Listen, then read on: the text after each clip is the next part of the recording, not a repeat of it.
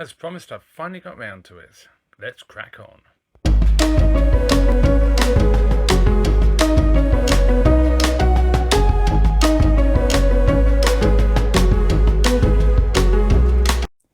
Hello and welcome to another MrBetaByte video, and this one's a little bit different insofar as we are looking at this Sony LMD9050.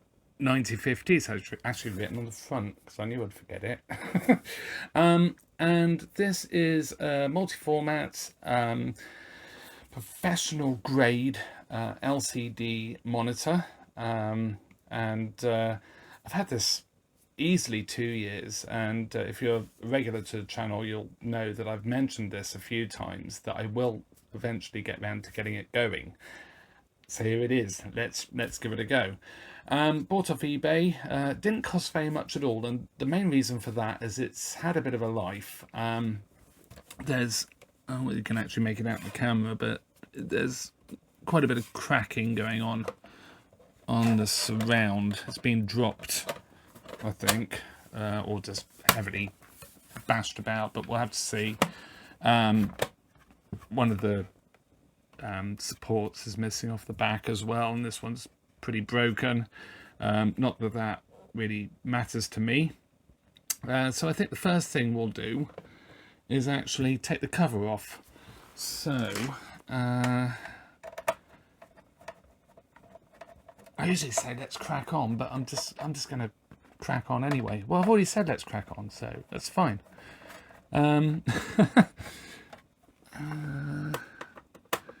So 2 screws on the top, they're both the same, and then the screws at the side are the same, except they have shakeproof washers on them, which is fine. Main reason I'm taking the cover off first is just to see if there is any actual extra damage. And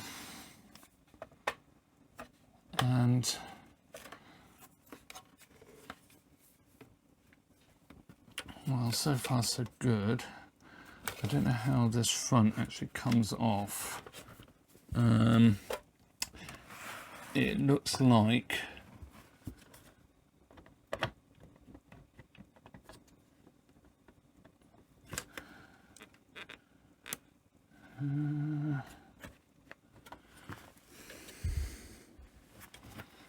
looks like it might be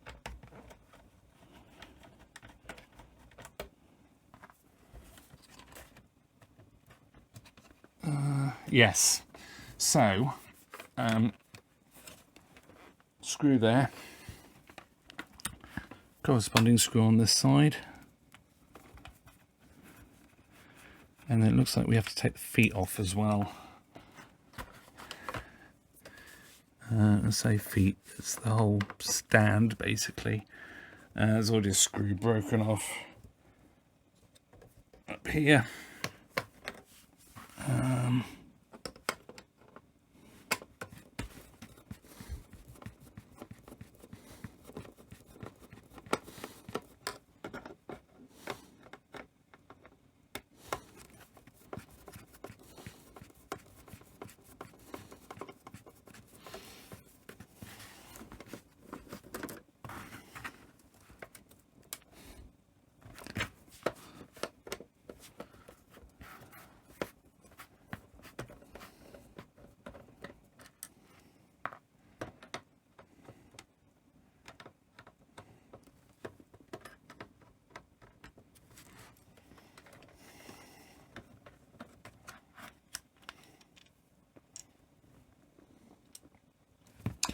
And those screws are all the same, so that's handy. And does this now want to come off?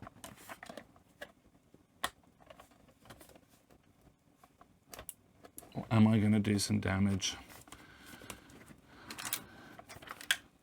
Something rattling about in there now.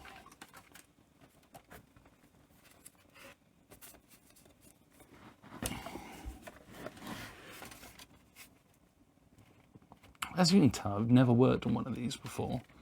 I just thought I'd probably be able to take this off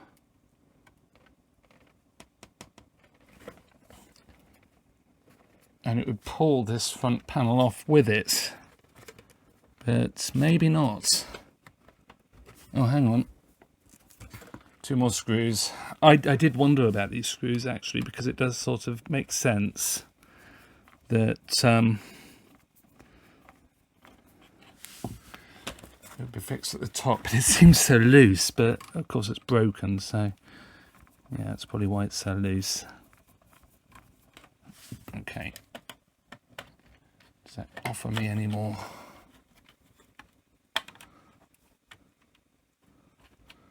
Do I have to take? I don't think so.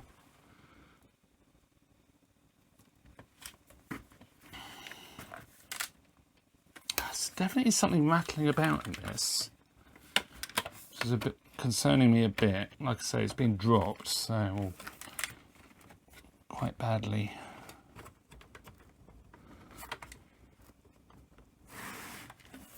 Yeah, so that means probably not. So the handles are loose. Well, I say the handles, they're not handles, they're protection for the all the controls, but I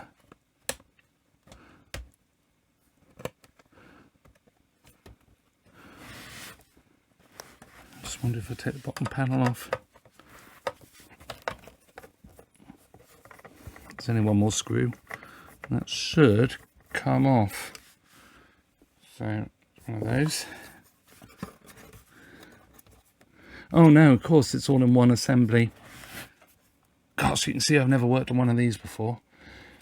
So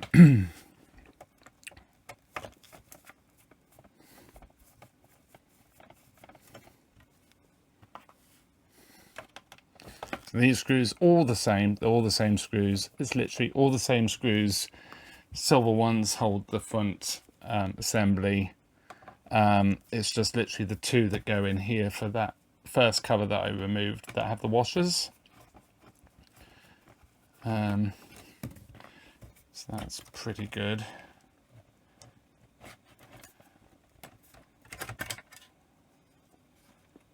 Oh, it's fan, which is on a connector.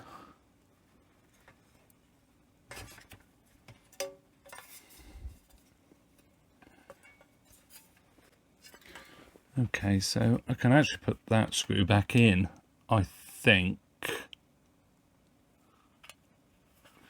because all that does is go in to the fan enclosure. So yeah, there we go. That's cool. Let's see what that fan's like. Right, okay, so yeah, you can't just lift the front off. It's a complete, well, I say you can't, you probably could. Yeah, you can see there the screws. I did wonder this. I wondered if it might be all sort of mounted onto the front, and that seems to be very much the way it's done. So repairing that is going to be a bit more involved. But at the moment I'm not too worried about that. So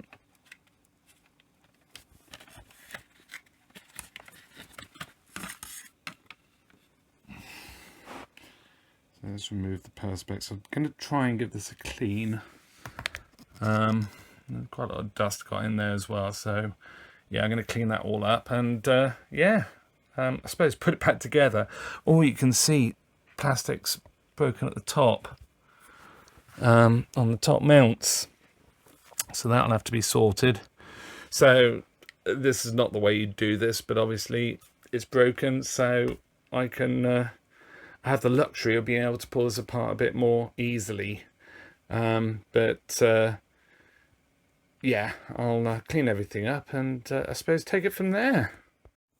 Okay, so I'm going to get a quick clean, but yeah, it's pretty marked up to be fair, but I just sort of think in this video I'm just going to get it going, and you know, sort out the power supply, see what it looks like, and then maybe in a future video, or maybe in this video, we'll see how we get on. I will strip it right down. Now I know how it's supposed to be stripped down, and I will repair all that front panel. We'll go through the panels, bit of a run through of how it sort of all works. I think I might have a manual for it as well. I seem to vaguely remember getting a manual for it, but yeah, so yeah, let's crack on with that.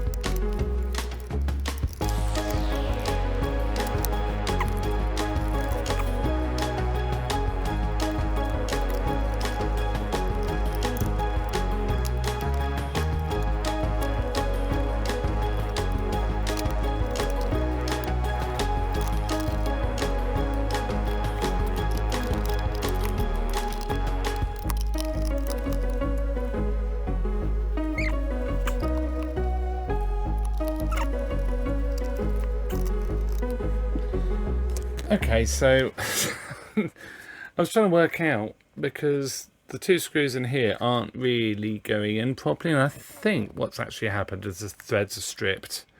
I did wonder if maybe these larger screws actually belonged in here and they've been put in wrong at some points, but if you look here, it's a much larger thread there. That is the correct screw for there. So yeah, that's not great. So okay, I'm not going to put the cover back on yet. I'm going to turn my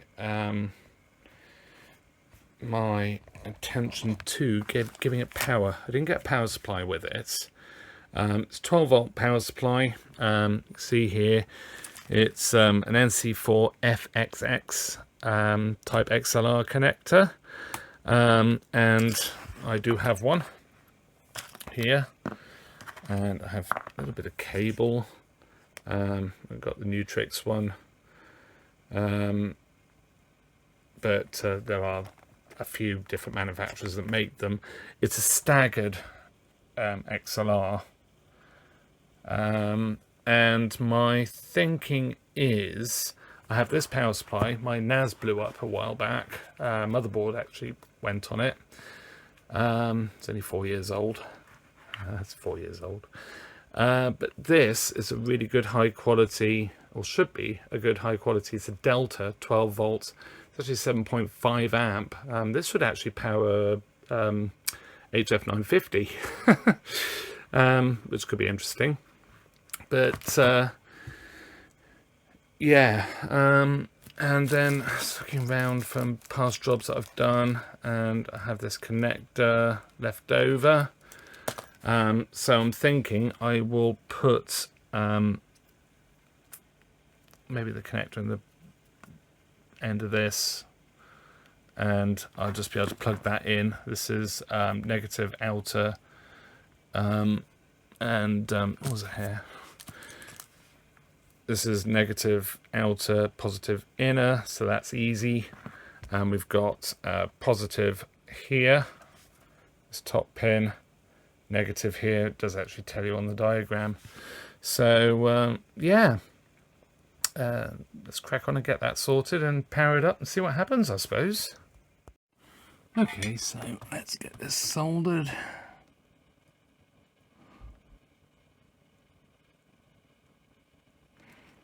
Let's actually do it properly rather than sort of trying to keep my hands out of the way.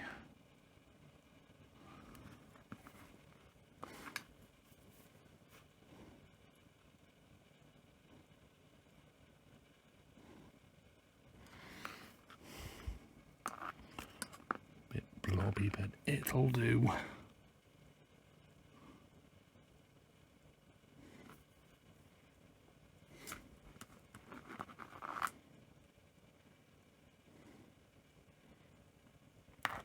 that's fine. And what I'm going to do is separate these.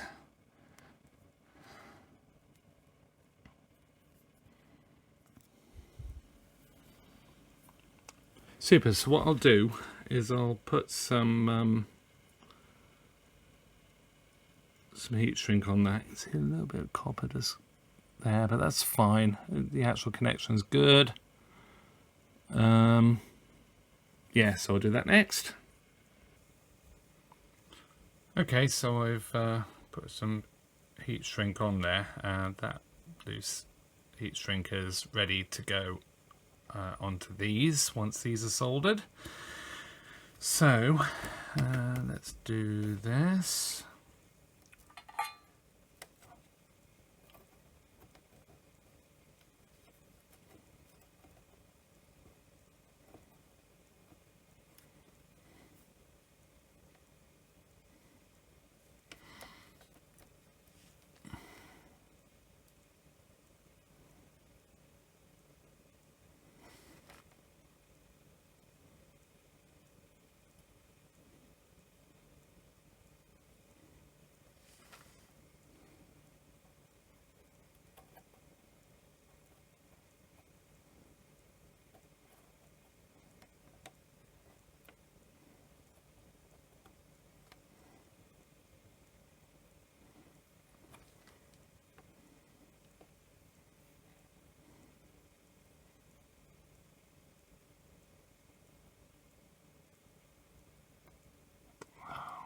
Why is that not?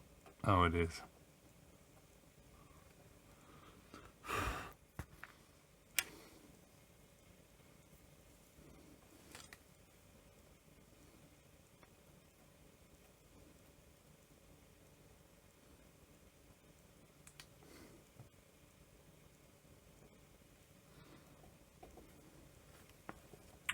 Super, so that's that's done. I'm still not convinced I've done this one very well. Honestly, it's just like, I mean, I used to make up so many XLRs and making a real mess of this. Anyway.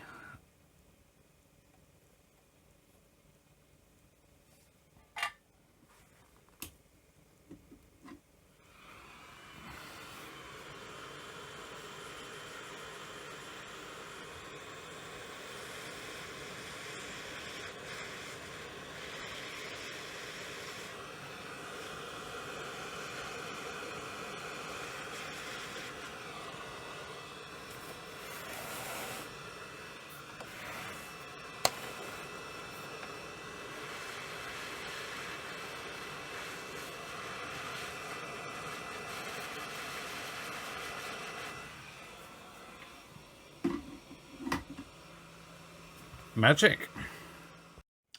Okay, so after a bit of a crazy sort of soldering session, we are there. So we should, I don't know whether this will actually fit in there far enough. So that's correct. And then the positive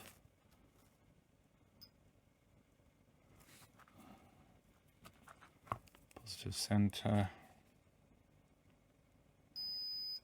Lovely. Super. So let's move that out of the way. Time to get this assembled.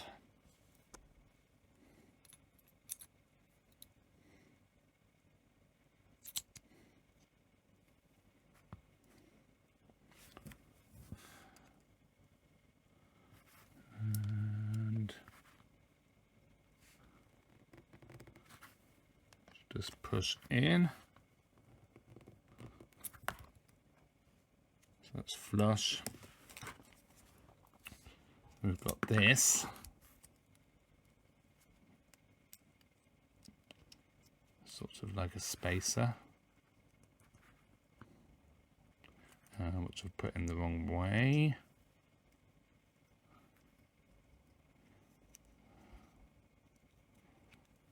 Goes like that, and then I've got this. Now I'm going to have to push this through. Small hole there. Push this through. I wonder if a probe would do it. Gosh, I'm so bodgy sometimes.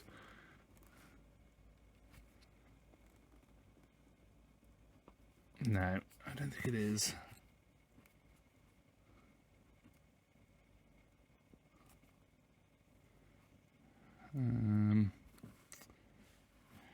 Yeah. So I know this will fit, because it does. It goes that way.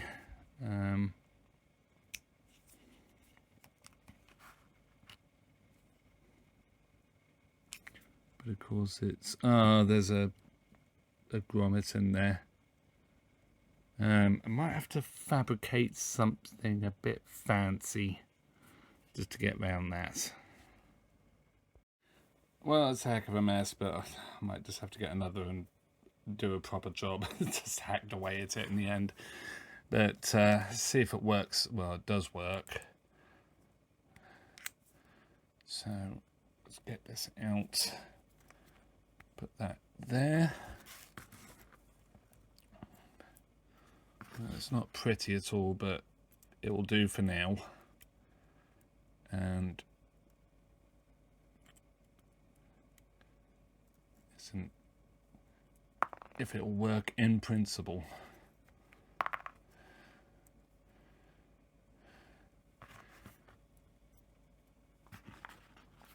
Should just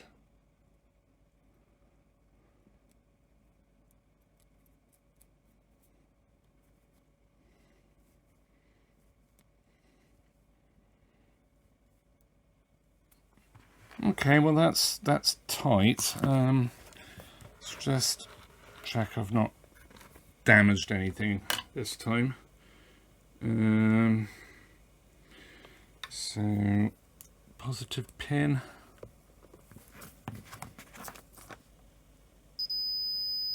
Super. So I'm satisfied the negative's okay. So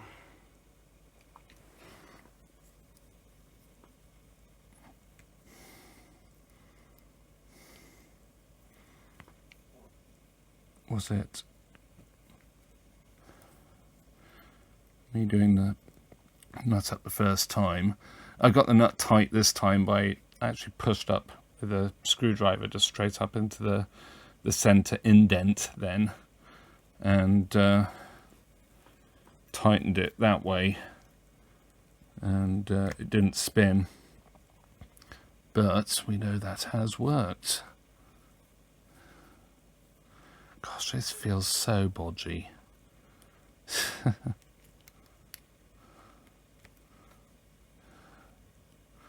Which in some ways it is. In other ways it's sort of nice to have a custom adapter. I don't want to adapt the monitor.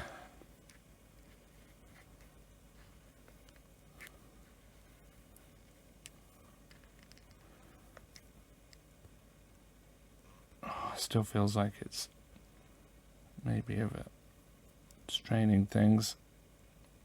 But we'll see. Yeah, that's fine. Probably somebody in the comments is going to say, oh, you can get one of those ready-made. Probably. I just thought of that now, that I wonder if they did actually make an adapter. Or third party. I doubt Sony would have, but yeah, it's fine. Okay, so I suppose it's time to give it a try. I've not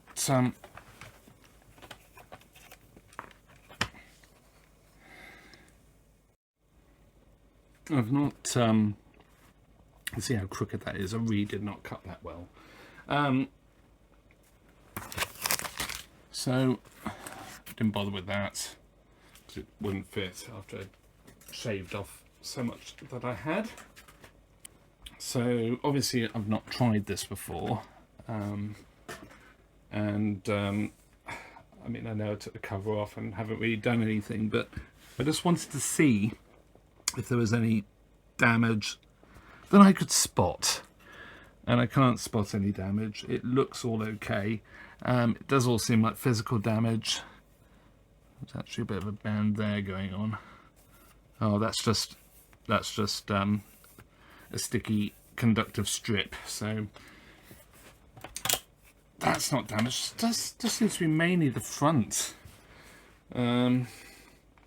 So I suppose we ought to give it a try. Okay, so here it goes. I'll put the power on it. So far so good. The fans come on. Super. Well, that's working. So I suppose 9A, 9B up button is a bit. No, it's that button that's actually a bit odd. Yeah, the rest are really nice and clicky.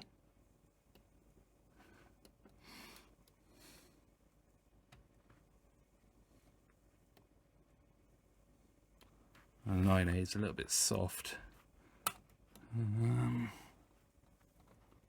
Volume's right up high. Okay, I'll find something to plug into it, I suppose. Okay, so well, we're there really. Oh, aspect. Oh, yes. Okay, so we're there. Using the Panasonic MVFV-1B, and the caps actually seem to be getting better on this, but it still took a little bit of time to sort of get going. I had all sorts of horrible chroma noise and all sorts of noise generally, and the hi-fi is still bad at cold, but yeah, so got some cheering there. So the speaker is decidedly noisy and horrible, but it's only a tiny speaker. It's a monitor. So, and I mean, I will be using it just briefly, but yeah. I mean, compare it to the MVFV1.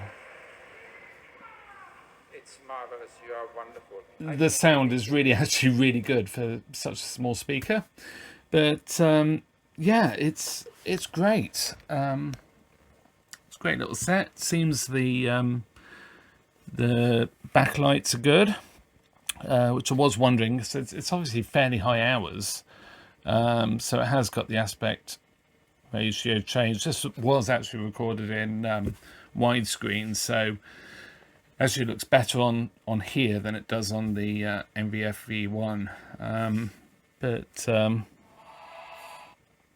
that's like the Proms tape from 12 years ago, I think it is. It's contrast, chroma, and get it really rich. Black and white, and brightness is not bad at all. So yeah, I've got a really good usable monitor, and from memory it didn't actually cost me that much. I do have to sort out all of this with the front, but I don't have any glue at the moment. I say I don't have any glue, but I don't have any gel super glue. Is probably going to be my weapon of choice with this. I need to fix that, and then I need to fix those two mounts at the top. But yeah, it's great, and no doubt it will be making quite a few appearances in future videos, because I'll use this as my sort of test while I'm working on machines. It just means I don't have to pan about all the time with the camera. I can actually have it sort of in shot with the machine, which would be really nice. But yeah, it's only taken me what 2 years or something to get to this, and yeah, It's the way it goes, I suppose. Everything's so busy. So I hope you enjoyed this one. Something a bit different. Ultimately, this video was just making up an adapter, which was a bit boring, really, I suppose you could say. But it was nice to just look at it and spend a bit of time just checking it was actually not physically or electronically damaged.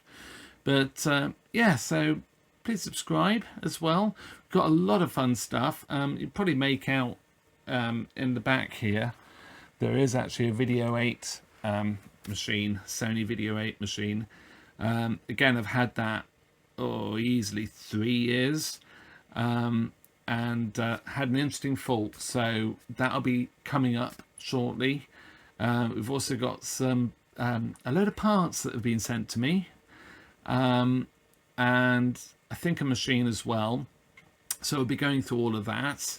I don't know whether that'll be one video or 2 videos, because there's quite a lot, a couple of boxes full. So yeah, see you soon, and yeah, see you in another video.